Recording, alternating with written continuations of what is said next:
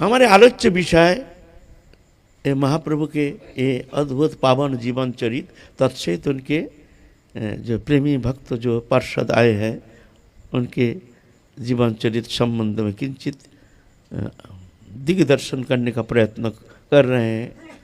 बहुत दिन चल रहा है, खैर हमारे तो उतना अनुप्रवेश है नहीं, फिर भी प्रभु कृपा करके जो हमारे भीतर से जो शब्द प्रयोग कराते हैं उनकी इच्छा, क्योंकि ये जो जीवन चरित शुदा ये इंद्रियातीत गुणातीत लोकातीत मायातीत ये अनुभव वेद्य कृपा साध्य, ये मन बुद्धि के अगम्य है, ये दिव्य लीला ये मन बुद्धि के अगम्य है। इसलिए ये मन के द्वारा चिंतन किया नहीं जाता है, बुद्धि के द्वारा निरूपण किया नहीं जाता है। ये तो अनुभव वेद्य कृपा सिद्ध जिन पर राधारानी की कृपा होती है वही जाके ये लीला किंचित आस्वादन करने में समर्थ हो सकते हैं।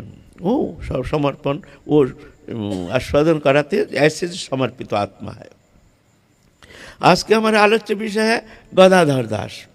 संक्षिप्त जीवन कुछ थोड़ा थोड़ा जीवन चरित मिलता है, पूर्ण जीवन तो मिलता नहीं है। क्यों? उस समय इतिहास बहुत दुर्बल था, किसी ने इतिहास लिखने का प्रयास नहीं किया है।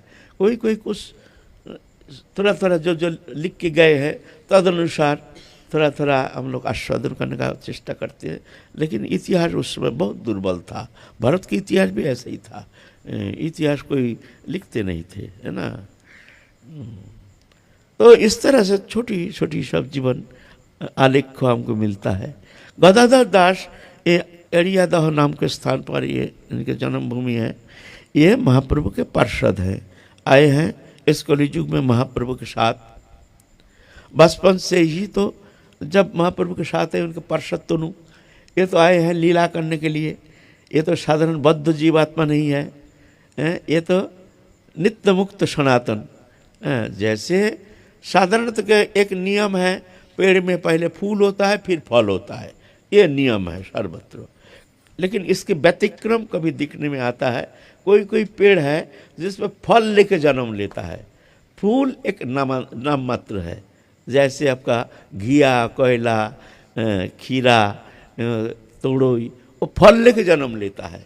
ऊपर में एक फूल है दिखावा, फूल के कारण फल नहीं, फल के कारण फूल उल्टा, है ना। ऐसे ही जो महाप्रभु अपने पार्षदों को ले ऐसे ही हैं, ये फल लेके ही जन्म लिए। इनके साधन लोक शिक्षा के लिए, हमारी शिक्षा के लिए ऐसे ऐसे आचरण करके गए। देखो साधन जीवन में भगवत प्राप्ति के लिए किस तरह से कैसे साधन करनी चाहिए, कैसे अंतकरण कैसे होनी चाहिए, कैसे समस्त माया से मुक्त होकर के कैसे वो प्रेम प्राप्ति के लिए हमको किस तरह से निष्प्रिय हो, निर्लिप्त, उदासीन होना चाहिए, है ना। ये सब शिक्षा देने के लिए पार्षद तनु आए हैं। अलग अलग चरित्र। गदाधर दास महाप्रभु के परम प्रेमिक और माधुर्य रस के उपासक, अपने को गोपी भाव, अपने को गोपी समझते थे और उसमें सिद्ध थे, उसी में सिद्ध थे। कभी कभी तो गोपी भाव में माथे में घड़ा लेकर के चलते हैं, गोपी भाव जैसे। कौन दूध लोगे दही लोगे, ऐसे करके घूमते हैं, ऐसे भाव विभावित तो होकर के। उनके साथ मित्रता था वो गदाधर पंडित और गदाधर दास, दो जन है, अलग है। हम लोग जो गदाधर पंडित जो हमारे पंच तत्व के एक तत्व श्री कृष्ण चैतन्य प्रभु नित्यानंद श्री अद्वैत गदाधर, ये गदाधर है, ये है गदाधर पंडित। और हम जो गदाधर की बात करें गदाधर दास। और गदाधर दास और गदाधर पंडित दोनों में बहुत मित्रता था, बड़ी मित्रता, एक दूसरे को छोड़कर नहीं रहते थे। ऐसे मित्रता, ऐसी मित्रता हमारे रामचंद्र कविराज और नरोत्तम ठाकुर, इन दोनों में भी ऐसी मित्रता था, ऐसी मित्रता। पलक के लिए छोड़ के रहना मुश्किल था, एक ही साथ खाते थे, उठते थे, बैठते थे। शरीर छोड़ते समय भी नरोत्तम ठाकुर लिख के गए हैं রামচন্দ্র কবিরাজ, তার সঙ্গে মোর কাজ, তার সঙ্গ বিনা সব শূন্য, যদি হয় জন্ম পুনঃ, तार संग है जानो तबे है नरोत्तम धन्य। क्यों ऐसे क्यों? इतने गुरुनिष्ठ थे दिखाने के लिए। ऐसे होता नहीं, जगत में होना संभव नहीं है। रामचंद्र कविराज, नरोत्तम ठाकुर, श्रीनिवास आचार्य गुरु हैं,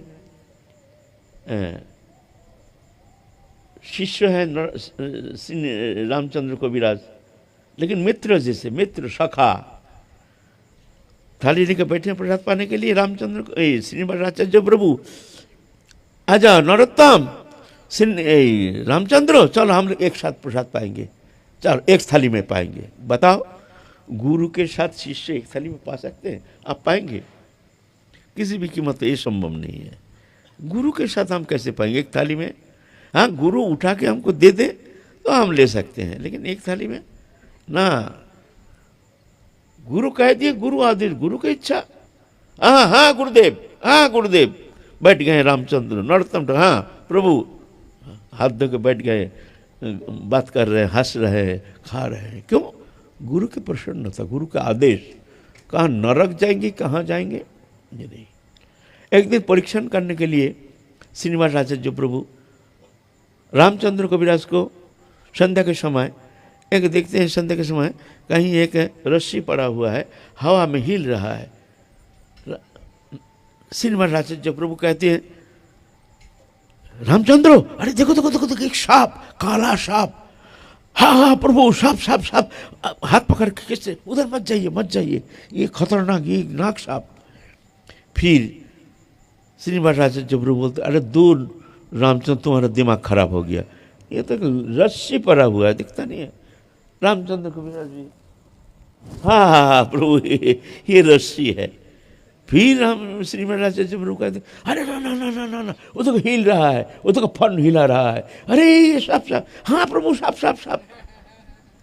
फिर 2-3 मिनट पीछे फिर जा करके, अरे दूर, ये तो रस्सी है, दूर, तुम्हारा दिमाग खराब हो गया।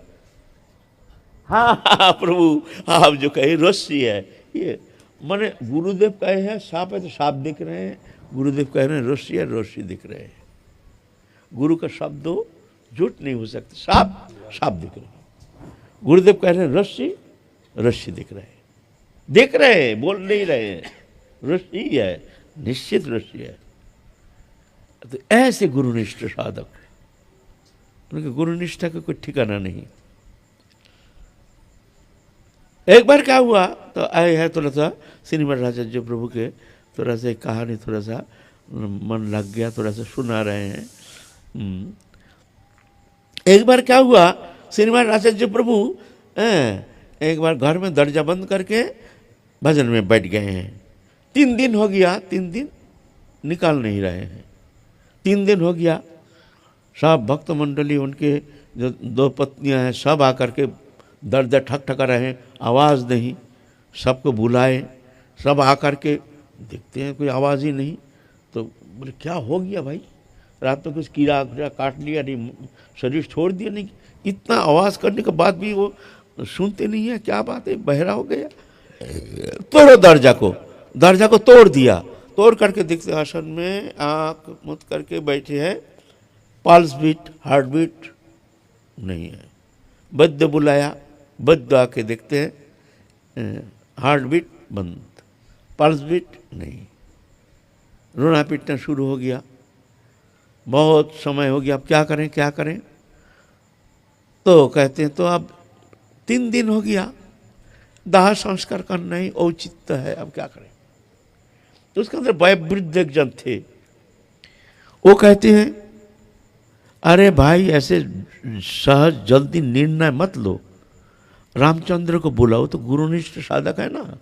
देखो रामचंद्र क्या कहते हैं, देखो अभी समय है, क्योंकि शरीर ठंडा नहीं हुए हैं, शरीर अभी गर्म है।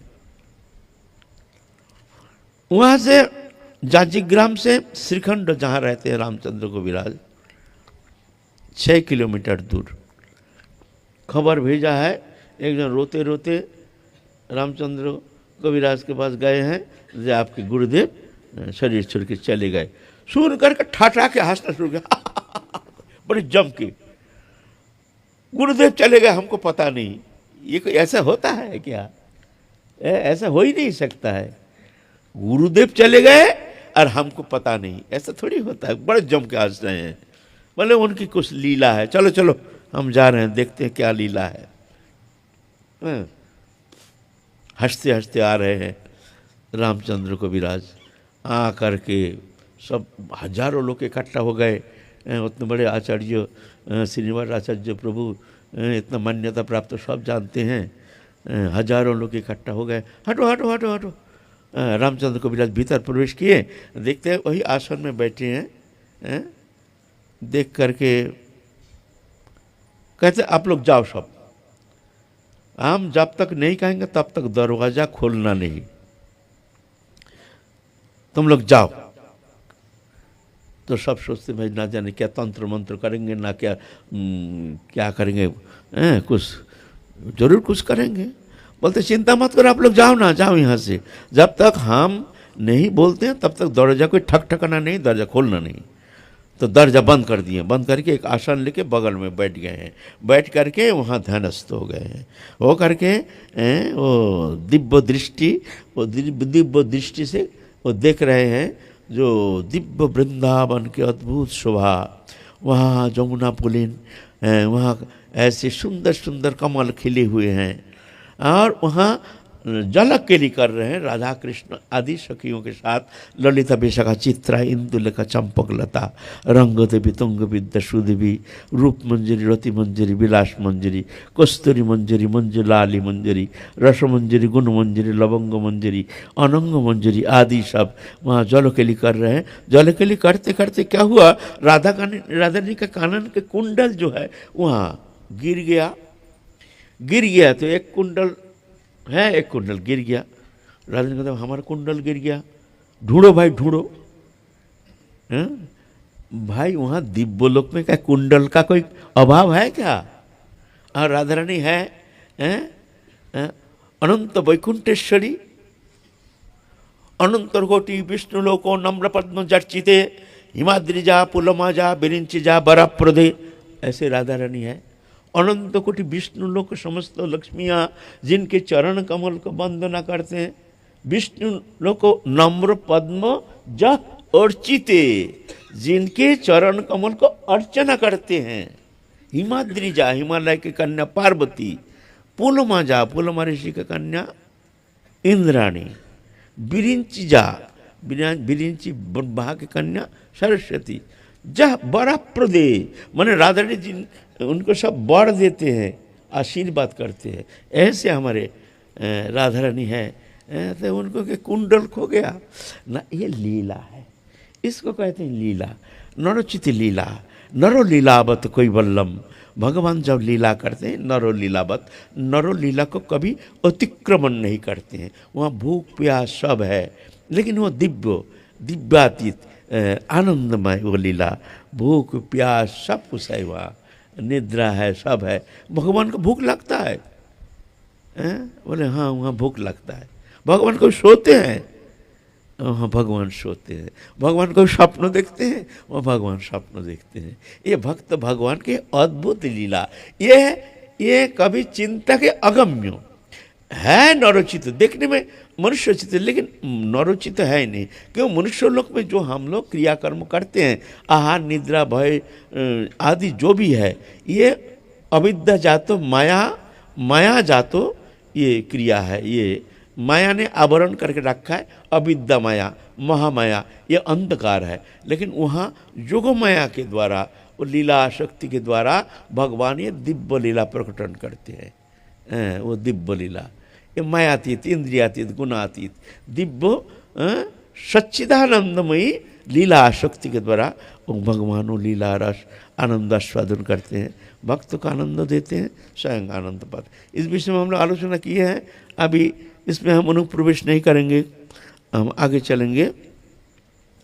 तो ये लीला देख रहे हैं, तो सब मंजरी जो हैं राधा रानी सहचरियाँ सब ढूंढ रहे हैं कहाँ गए कुंडल। इतना में रामचंद्र को भी वो भी सहचरी स्वरूप में वो स्थित हो गए हैं दिव्य लीला में। वो तो सिद्ध है ना, वो तो साधक नहीं, वो तो नित्य लीला की सब सहचरी है। प्रवेश कर गए, प्रवेश करके ढूंढ रहे हैं, ढूंढते ढूंढते देखते हैं कमल, कमल के एक पापड़ी के भीतर वहाँ लटक रही है कुंडल। रामचंद्र कविराज जा करके कुंडल को देख अपने गुरु रूपा सखी मंजरी, माने वहाँ श्रीनिवास आचार्य प्रभु भी वहाँ सखी मंजरी बन करके वहाँ ढूंढ रहे हैं, ढूंढने में लगे। तो भौम लीला वहाँ दिव्यलोक में, और यहाँ 3 दिन बीत गया, वहाँ के क्षणिक समय, लेकिन यहाँ भौमलोक में 3 दिन बीत गया, इतना में ही 3 दिन बीत गया। तक वो कुंडल लेकर के गुरु रूपा सखी मंजरी को हाथ में दिए हैं। गुरु रूपा सखी मंजरी लेकर के उन्होंने ललिता सखी के हाथ में दिए हैं। ललिता सखी जा करके राधा रानी को दे रहे हैं। कौन ने ए भाई किसको मिला, किसको मिला, किसको मिला? नहीं, ये सखी मंजरी दिखा दे। रामचंद्र कविराज जो है ये सखी, और राधा रानी तो जाकर हाथ पसार के एकदम छाती में भर लिया, उसको मुख चुम्बन किया बड़े खुशी से। फिर हाथ पकड़ के दोनों गुरु शिष्य दोनों फिर भौमलोक में आ गए। माने आ करके वो जो जिस स्थिति में थे फिर वहाँ जीवित हो गए। जीवित होकर दोनों हंसते हंसते गुरु चेला कांधे में हाथ दे करके, गुरु चेला के कांधे में हाथ देकर दर्जा खोल के दोनों बाहर हंसते हंसते निकल रहे हैं। सब दिख रहे हैं भाई ये क्या लीला है। तो यह दिव्यलोक की लीला है ना। ये भौमलोक में भी इस तरह से लीला करके भक्तों का आनंद वर्धन करते हैं। तत्सहित लोक शिक्षा के लिए इस तरह से आचरण करके दिखाते हैं। देखो उसके द्वारा हमको प्रेरणा मिलती है। उस प्रेरणा हमारे लिए एक आगे चलने के लिए हमारे भीतर उत्साह वर्धनकारी होती है। नहीं तो निराशा आकर के हमारे हृदय को ग्रासित कर देता है, फिर आगे चलना मुश्किल हो जाता है। नहीं, इस जीवन में इस शरीर रहते रहते हमारे द्वारा भगवत प्राप्ति होना संभव नहीं है। लेकिन वो दिखाते हैं, देखो किस तरह से एक नाटक करके दिखाते हैं। देखो तुम निराश नहीं होना, भगवत कृपा कैसे बरस रही है। देखो और बहुत सारे कहानी है, तो अभी तो थोड़ा समय में क्या सुनाएंगे। तो इस तरह से गदाधर जब महाप्रभु नीलाचल चले गए हैं, इतना मित्रता जैसे नरोत्तम ठाकुर और रामचंद्र को, ऐसे गदाधर पंडित और गदाधर दास दोनों के ऐसे मित्रता। महाप्रभु जब नीलाचल में है, गदाधर दास महाप्रभु के सानिध्य में रहते थे और गदाधर पंडित के साथ एक साथ रहते थे। मित्र है दोनों, ऐसे एक दूसरे को छोड़ के रहते नहीं हैं। फिर नित्यानंद प्रभु जब महाप्रभु के आदेश प्राप्त होकर आए हैं, नाम प्रेम धर्म प्रचार के लिए जाओ, तुम गृहस्थ आश्रम रचना करके तुम हमारे नाम प्रेम धर्म जो हमारे द्वारा संभव नहीं हुआ, हम तो संन्यास लेके चले आए हैं। श्रीपाद तुम जा करके हमारे प्रेम धर्म को व्यापक रूप में प्रचार करो। गृहस्थ आश्रम रचना करके तुम्हारे द्वारा संसार में जो संतान आ जाएगा वो भी आगे चल करके ये प्रेम धर्म इसके धारक वाहक रूप में वो समर्थ होकर के आएंगे, वो शक्ति लेकर आएंगे। उनके द्वारा प्रभु तो कल्याण होना संभव है, नहीं तो बद्ध जीवात्मा के द्वारा ये कल्याण संभव नहीं है। इसलिए महाप्रभु नित्यानंद प्रभु को आग्रह किए हैं, तुम संसार रचना करो, यह कारण। फिर नित्यानंद प्रभु जब चले आए हैं, गदाधर पंडित नित्यानंद प्रभु के साथ चले आए हैं, आ करके रह रहे हैं, भजन करते हैं, भजन सिद्ध। एक दिन क्या हुआ, उसमें काजी था बड़ा दुष्ट, वो काजी हिंदू विद्वेषी था, बड़ा भयंकर, वो निर्भीक है। एक दिन ऐसे कहाँ काजी, आज तेरे को देख लूँगा, रात्रि के अंधकार में चले गए। वो दिव्य शक्ति है ना, भय नहीं है। काजी निकाल घर से, आज दुष्ट तेरे को देख लूँगा। दरजा ठक रात्रि काल में एक ही ना चले गए गदाधर दास। एक भाव आ गया मन में, इसको उद्धार करना है। काजी तो अरे ये हमको इस तरह आँख दिखाने के लिए आ गया, कौन है, अभी इसको देखता हूँ मैं। ऐसे बड़ा अग्नि मूर्ति हो करके वो निकल आए हैं, कौन है करके। तो गदाधर दास की वो मूर्ति देख करके ही वो ऐसे दिव्य शक्ति है ना, वो उनका भीतर का जो जो दिखा रहा था जो तेज, वो एकदम बुझ गया, एकदम बिल्ली जैसी चुप हो गया। क्या बात है गदाधर दास, क्या बात है? नहीं, हम तुमको कृपा करने के लिए आए हैं, बोलो हरि बोलो। तो हरि बोलेगा, हिंदू का नाम बोलना नहीं चाहते, बोलो हरि बोलो, बोलना पड़ेगा तुमको। लेकिन इतने तेज, इतने शक्ति वहाँ बाहर, ये शब्द समझती शक्ति जो वहाँ सब नष्ट हो जाता है, वहाँ तो भगवत शक्ति है ना। फिर वो काजी कहते हैं ठीक है हरि बोलेंगे भाई, ठीक है पीछे हरि बोलने में क्या है, पीछे हरि बोलेंगे, तुम जाओ। और यही तो अभी तो बोल दिया हरि, तो 3 बार तो बोल ही दिया, ठीक है तुम्हारा कल्याण हो गया, अच्छा मैं जा रहा हूँ। फिर वो काजी देखते रह गए, आँख से अश्रुधारा बह रहे। आहा देखो कितने सुंदर, माने महापुरुष की कृपा से उनके भीतर, काजी के भीतर परिवर्तन आ गया। जैसे हुआ तो वो काजी जो महाप्रभु ने उद्धार किए थे, वो भी इतना परम भगवत बन गए थे। इससे काजी को उद्धार करके आए हैं। आ करके जगन्नाथपुरी में जब थे तब गदाधर पंडित से उनके परम मित्र था। गदाधर पंडित को कहते हैं जे देखो मित्र, तुम हमको छोड़ के जाना नहीं, अगर तुम हमको छोड़ के चले गए तो देखो हमको खबर होना चाहिए। तो गदाधर पंडित भी कहते हाँ मित्र, हम अगर जब जाएंगे हम तुमको संदेश देकर ही जाएंगे। इधर गदाधर दास तो आ गए हैं, यहाँ काटवाड़ नामक स्थान में आए हैं। आकर के तो वो अपने भाव में विभावित तो रहते हैं। इधर महाप्रभु अप्रकट हो गए। महाप्रभु के अप्रकट के संवाद सुन करके गदाधर दास इतने विरह दशा में अभिभूत हो गए, हाहाकार ऐसे रोते हैं, ऐसे रुदन करते हैं जो ठिकाना नहीं। एक जन कोई बहिर्मुख जीव वो देखते हैं कोई ऐसे रोदन करती है तो पागल हो गया, क्या बात है, क्या ऐसे कोई रोदन करता है, कारण क्या है, बेमतलब का, वो समझ में नहीं आता है। आए हैं गदाधर पंडित के पास, गदाधर दास के पास। गदाधर दास समझ गए हैं जो इसके मन में संदेह हो गया, तो उनके गला पकड़ करके रोने लगा, हाँ कृष्ण चैतन्य, हाँ गौर सुंदर। और उनका जो निश्वास है इतने अग्नि जैसे फफोला पड़ गया उनके शरीर में, फफोला पड़ गया। वो जो आए थे परीक्षा करने के लिए अचेत होकर गिर गए। फिर जब चेतना आई तब जा कर के समझ गए अरे बाबा ये कोई साधारण चीज़ नहीं है, है ना। इसके बाद गदाधर दास ऐसे एक एक करके महाप्रभु के जितने पार्षद हैं सब एक एक करके नित्य धाम चले जा रहे हैं। और विरह दशा में ऐसे भावाविष्ट होकर के हर समय ऐसे एक तल्लीनता तन्मयता निकालते नहीं है घर से। एक दिन श्रीनिवास आचार्य प्रभु चले गए हैं जगन्नाथपुरी। जगन्नाथपुरी जा कर के गदाधर पंडित से मिले हैं। गदाधर पंडित एक हियाली लिखे हैं, मित्र के कहना एक हियाली जो तुम्हारे मित्र चलेंगे अन्नबाड़ी, ऐसे हियाली बोल दिए हैं। जो मित्र को कहना मित्र चलेंगे कोई बाड़ी, ये बोल दे तुम्हारे मित्र जो गदाधर दास उनको कह देना। मित्र को कहना ये हियाली जो मित्र चले गए दूसरा कोई बाड़ी। तो ये कह दिया। श्रीनिवास आचार्य प्रभु आके तो भूल गए। कई दिन बीत गया।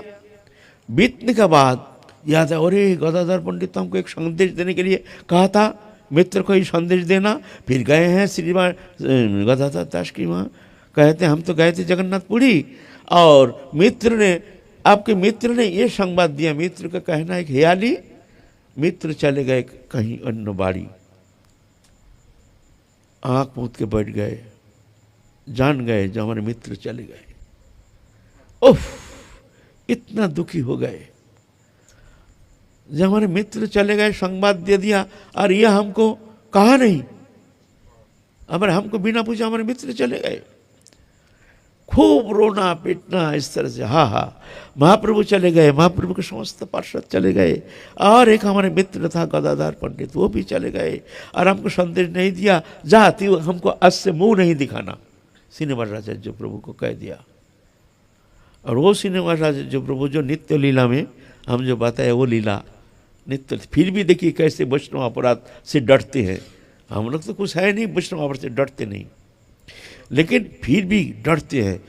अन्न पानी छोड़ दिया, गंगा किनारे में जा कर के इस तरह से प्राण तक देंगे जो हम हमारे शरीर के द्वारा, ऐसे वैष्णव अपराध हो गया, वैष्णव दुखी हो गया।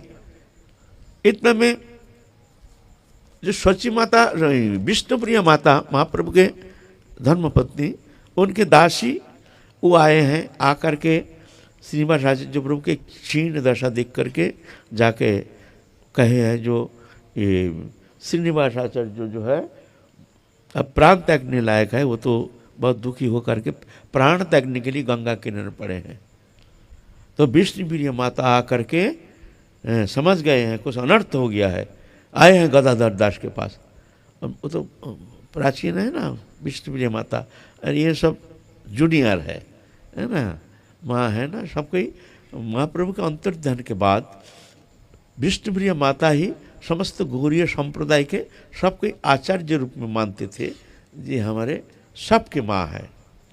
और बहुत दिन शरीर धारण करके थे, 100 साल के भी ऊपर अपने रहे थे ये विष्णुप्रिया माता। आए हैं गदाधर दास के पास, जो तुमने एक वैष्णव को इस तरह से कष्ट दे रहे हो, भूल हो गया क्या? मनुष्य से भूल नहीं होता है, क्या मनुष्य निर्भूल ऐसा हो सकता है? और क्षमा करना चाहिए ना, तुम भगवत भक्त है, तुम भक्त को क्षमा नहीं कर पाते हो, बोलो क्या इसमें भगवान प्रसन्न हो जाएंगे? काम क्रोध बीना जो हिंसा दंभ विवर्जिता, लोभ मोह बीनाश्च तेग वैष्णव जना, वो है वैष्णव। तुम्हारा क्रोध गया नहीं, तुम इस तरह से उस तरह से उसको परित्याग कर दिया, क्रोध गया नहीं। बहुत दुखी होकर के माँ के चरणों पे, मैया हमको क्षमा कर दो, उसमें हमारा दिमाग ठीक नहीं था, हमारे मित्र चले गए तो हम इस तरह से हमने खो गए सब अपनी बुद्धि वृत्ति। ठीक है, तो जा कर के गदाधर दास को बुलाए, बुला करके भी उनके छाती में भर लिए, गदाधर तुम दुखी नहीं होना, गदाधर बोलती श्रीनिवासाचार्य को, तुम दुखी नहीं होना, तुम भजन करो, कोई बात नहीं, हम तुमको सब क्षमा कर दिया। इस तरह से गदाधर दास फिर अल्प दिन में ही महाप्रभु का चिंतन करते करते नित्य लीला में प्रवेश कर गए। ये महाप्रभु के जितना पार्षद हैं, बस ये गदाधर दास जब तक थे, उसके बाद फिर जाकर के उनके महाप्रभु के तत्कालीन समसामयिक जितना पार्षद थे सब पहले सब चले गए। इस तरह से विशेष कुछ जीवन चरित्र संबंध में विशेष कुछ मिलता नहीं है, फिर भी उनके जो थोड़ा सा भी जीवन चरित्र शुदा वो आस्वादन करके हम अपने को कृतार्थ मानते हैं।